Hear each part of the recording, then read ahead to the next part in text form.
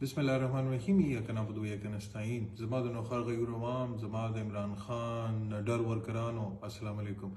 مرګرو څنګه تاسو ته پته ده چې د عمران خان یو غټه کامیابی ده چې بلا هغه خلک چې لوی دعوې به کولې، ای د لوی میدانونو نه وړو اجرو ته راوستل. ای مجبور شو چې په وړو اجره کې چې څومره لیمیټډ سپیس یې باغې کې کرسۍ ولګوي او باغې کې هغې جلسه وکړي. هغه جلسه هم د اغیز پرویز خټک صاحب او سره د لیاقت خټک صاحب د جی یو آی او ټول د دوو پارټیانو د دوو شخصیاتو یو مجموعه جلسه چې کوم د یو چار دیواری کې دننه یو وړو کې غونډه کې ګادرینګ وشو. مرګرو بلا خبرې پکې وشوې، بلا د کارونو حوالې سره خبرې وشوې، بلا زموږ د لیډر عمران خان حوالې سره خبرې وشوې. زما عزتمندو هغه سره الله پاک کلم نه کامیابوي چې کوم خپل محسن پسې خبره کوي. د پرویز خټک صاحب د عمران خان تر راتلو نه مخکې څه حیثیت و؟ یا به حیثیت وزیر و یا به ایم پی و. عمران خان وزیر اعلی کو، د صوبې بادشاهی کو، اختیار ورکو چې د نوخر خلکو دپاره کار وکړه. د هغې نه پسې وزیر دفاع کو، په وفاق کې ځان سره کېنولو، بې انتها عزت یې ورکو. خو عزت هر چا ته راس نه راځي. زما عزتمندو نن هغه هماغه محسن پسې خبره کوي، هغه محسن چې چا هغه په هغه نه اصل کې پرویز خټک جوړ کو، چې چا په پوره پاکستان وپېژندو، چا ته ولا اختیار ورکو، عہده یې ورکړه. د اختیار ته چا ذاتي ني، دا اختیار پارټي ورکوي. هغه که وزیر اعلی کړو، عمران خان وزیر اعلی کړو، نن هغه هماغه عمران خان پسې خبره کوي. نن هغه وایي چې خلکو ته په زور باندې سیټونه ولا شي، نو په زور باندې سیټونه ولا شي. نو زما عزتمندو دی به ناستو او د اسټابلیشمنټ په جولۍ کې ناستو، د به ډایرکشنز ورکول او د خلکو د کورونو تقدس په پامال کېدو.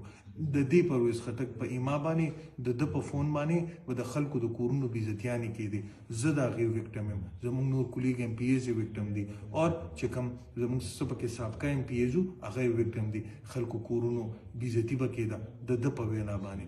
زما عزتمندو نن دا خبره کوي چې په نوخار کې کارونه شوي دي. نوخار کې کار د پی ټي آی ګورنمنټ کړی دی.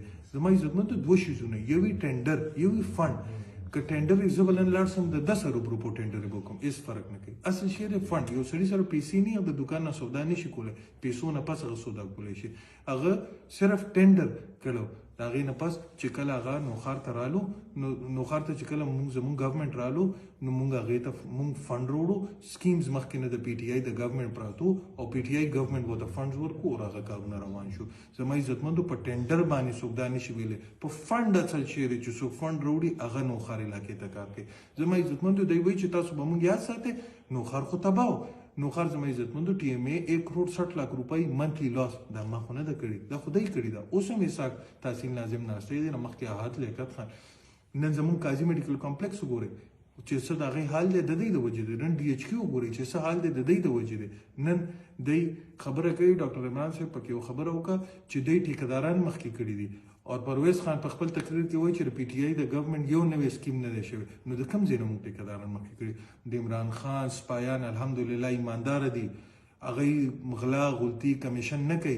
د ستاسو نه ارد ګرد ټول ټیکهداران ولاړ دي. زما عزتمندو دا بدرشي یونین کونسل کې به د د ماما د زوی د حکم نه بغیر کار نه کېدو. ټیکهدار به پریشرایز کېدو، هغه به ورته کار پرېښودو. ارد ګرد ټول ټیکهداران خانان ولاړ دي.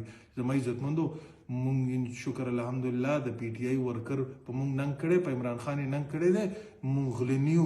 زه به ذات خود د خپل ځان ګواهي کوم چې لا اله الا الله محمد رسول الله. زه د عمران خان سپایي یم او مونږ د 1 روپۍ نه کمیشن نه رشوت مونږ دې کې بالکل نه یو. دی د کلمه تېره کړي چې دی په خپل دور کې نه دي کړي. زما عزتمندو دا مونږ د عمران خان سپایان یو، مونږ په عمران خان باندې ننګ کوو، غیرت کوو، انشاءالله ټول عمر به ولاړ یو.